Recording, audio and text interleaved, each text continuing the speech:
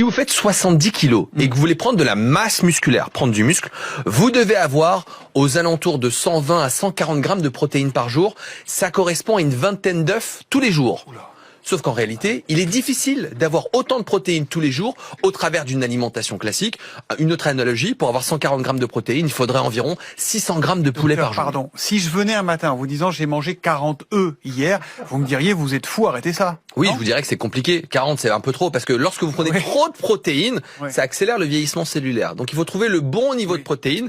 En revanche, manger hyper protéiné, c'est pas dangereux en soi. Lorsque vous prenez plus de protéines, naturellement, vous allez prendre moins de glucides, moins de gras et forcément ça apporte de la satiété. Vous allez limiter le grignotage. Ce qui veut dire qu'en collation, quand vous faites de la musculation, on voit des personnes prendre des shakers et d'ailleurs je vous ai préparé un petit shaker que j'ai fait ce matin. Alors ça contient du lait d'amande sans sucre, 3 fraises et j'ai mis de la poudre de whey avec un arôme vanille. Je vous laisse goûter et me dire si c'est mauvais ou pas. Louis Baudin vient de goûter, il est en train de se transformer en Hulk. Bah ouais, exactement. Olivier.